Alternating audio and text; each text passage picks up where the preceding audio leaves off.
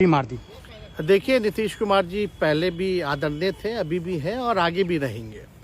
और हम लोगों का तो मुद्दा था कि रोजगार मिले, नौकरियां मिले, निवेश बिहार में आए, बिहार का विकास हो, ये हम लोगों का मुद्दा रहा है। और आप लोग सब लोग जान रहे हैं कि आज हमने सुना है कि क्रेडिट लेने की बात उन्होंने कही है, तो कोई क्रेडिट क्यों ना ले।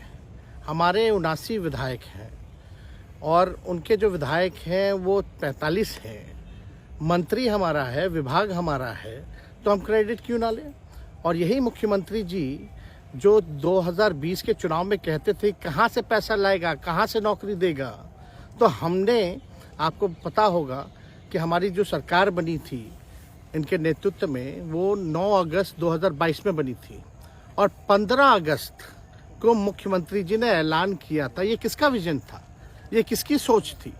तो जो मुख्यमंत्री कहता था कि यह असंभव है नौकरी देना, उसको हमने एक हफ्ते के अंदर जो है उनसे बुलवाने का काम किया। जो कहता था असंभव है, तो हम लोगों ने जिस हिसाब से विकास के काम किए, नए नए नीति लाए, टूरिज्म डिपार्टमेंट हमारे पास था, हमने टूरिज्म पॉलिसी लाया। आईटी डिपार्टमेंट राज्य कोटा में था, हम लोगों ने जो है आईटी पॉलिसी लाई। और भी कई जो पॉलिसीज़ हैं हम लोगों ने लाने का काम किया। स्पोर्ट्स पॉलिसीज़ हम लोगों ने लाने का काम किया। जो खेलेगा उसको भी नौकरी मिलेगा सरकारी, और जो पढ़ेगा उसको भी नौकरी मिलेगा। शिक्षा विभाग किसका था, राष्ट्रीय जनता दल के पास था। हमारे मंत्रियों ने लगातार जो है नौकरियां देने का काम किया। और ये 17 महीने में जो काम हुआ है, ऐतिहासिक काम हुआ है, जो आज तक पूरे देश में नहीं हुआ है। और ये भाजपा और नीतीश जी की तो सरकार 17 साल भी रहे, तो 17 साल बनाम 17 महीने जो काम हुआ, एक विभाग ने वर्ल्ड रिकॉर्ड बनाने का काम किया। एक विभाग ने एक दिन जो है 70 दिनों के अंदर जो है 2 लाख से भी ऊपर जो है हम लोगों ने नियुक्तियां पत्र वितरण करने का काम किया। ये ऐतिहासिक काम है, किसी भी राज्य में नहीं हुआ। और अब तक हम लोगों की सरकार ने लगभग जो है, जो गवर्नर ने भी जो स्पीच दिया अभी 26 जनवरी को, तो 3.5 लाख से ऊपर की बात कही उन्होंने, नौकरियां दिया। तो किसके राज्य में हुआ, किसका विजन था। तो कहीं ना कहीं से जो लोग कहते थे कि इनके लोग काम नहीं करते थे, हम लोगों ने तो इतना इनसे करवाया जिनका कोई विजन नहीं था, जो थक गए थे, थके हुए मुख्यमंत्री थे, उनको हम लोगों ने इतना काम करवाया। तो इतना काम तो हुआ ही है सारा।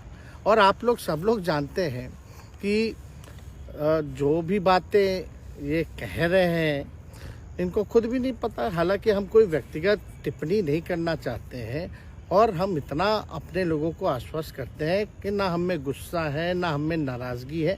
हम बड़े संयम रूप से हम लोगों ने गठबंधन धर्म का जो है पालन किया है, और उसी हिसाब से हम लोग आगे जनता के बीच अपनी बातों को रखेंगे। लेकिन एक बात स्पष्ट रूप से मैं कह देना चाहता हूँ कि अभी खेल शुरू हुई है, अभी खेल बाकी है। और मैं जो कहता हूँ वो करता हूँ। और आप लिख के ले लीजिए, जनता दल यूनाइटेड जो पार्टी है 2024 में ही खत्म हो जाएगी, ये निश्चित रूप से लिख लीजिए। और अभी तो खेल शुरू हुआ है, खेल बाकी है। अभी इन लोग जो भी करें, लेकिन मेरा स्पष्ट रूप से मानना है कि जनता हमारे साथ है और हमारा साथ देगी।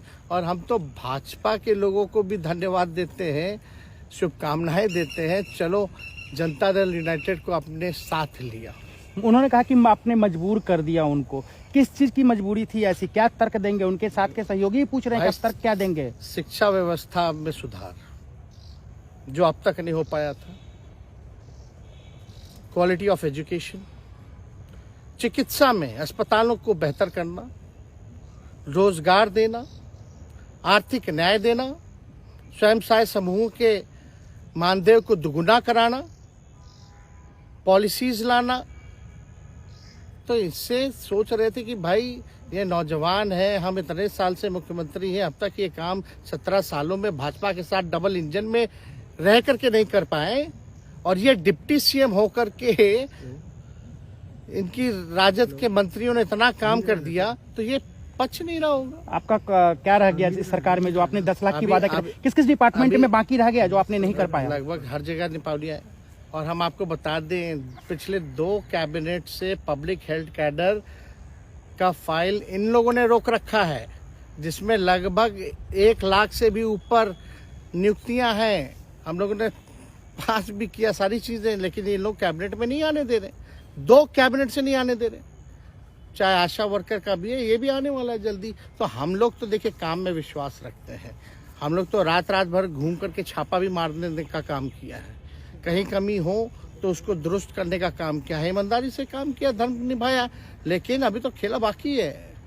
आज भले ही लोग ओथ ले लें, लेकिन कितना दिन ये लोग रहेंगे, इनको कुछ नहीं। जनता के बीच में आप क्या कह कर जाएंगे, क्योंकि आपने बड़ा सही, आपने जैसा ने कहा कि संयम बरते, आपके तरफ से अभी तक कुछ नहीं कहा गया, सरकार गिर गई, तो अब आप क्या कहेंगे, क्योंकि लोग तो आपसे उम्मीद लगाए रखे थे। सरकार हम लोगों ने बड़े उम्मीदों के साथ बनाया था, और किस उद्देश्य के साथ बनाया था वो नीतीश कुमार जी ने आपको उस समय बताने का भी काम किया।